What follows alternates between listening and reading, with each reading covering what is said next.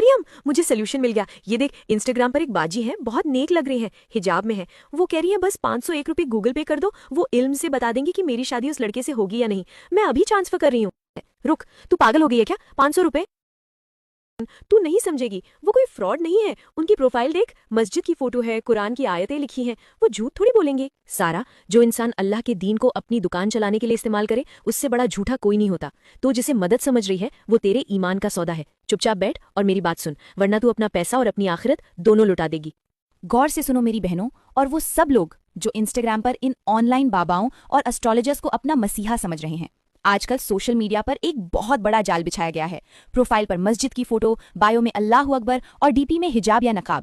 یہ سب دیکھ کر ایک عام مسلمان لڑکی پگھل جاتی ہے، اسے لگتا ہے یہ تو اپنی ہی ہے، یہ تو دیندار ہے، یہ جھوٹ کیوں بولے گی؟ لیکن حقیقت یہ ہے کہ یہ دین نہیں، دھندا ہے۔ ذرا لاجک لگاؤ، عقل استعمال کرو۔ اگر ان انسٹاگرام والے باباؤں یا باجی کو واقعی غیب کا علم ہوتا، اگر انہیں پتا ہوتا کہ کل کیا ہونے والا ہے، تو یہ لوگ لاٹری کا نمبر پتا کر کے خود کروڑ پتی کیوں نہیں بن جاتے؟ یہ آپ سے 501، 1100 یا 5000 روپے کی بھیک کیوں مانگتے؟ جو خود 500 روپے کے لیے انسٹاگرام پر بیٹھا ہے وہ آپ کی قسمت کیا بدلے گا؟ اور اب سنیے اللہ اور اس کے رسول کا فیصلہ جو آپ کی روح کمپا دے گا۔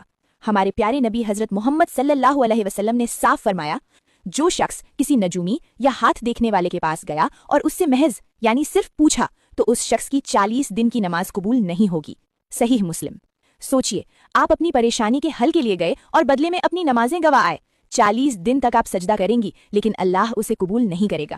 اور بات یہاں ختم نہیں ہوتی، حدیث میں آتا ہے کہ اگر آپ نے ان کی بتائی ہوئی بات پر یقین کر لیا کہ ہاں یہ جو کہہ رہے ہیں وہ سچ ہے، تو آپ نے اس دین کا انکار کر دیا جو نبی صلی اللہ علیہ وسلم پر نازل ہوا۔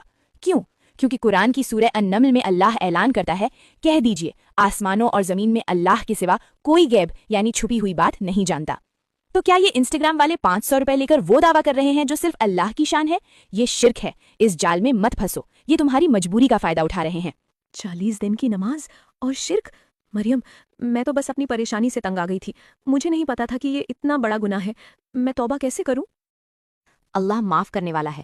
ابھی اسی وقت ایسے تمام اکاؤنٹس کو بلاک کر، انفالو کر اور وضو کر کے 2 رکعت صلاۃ التوبہ پڑھ۔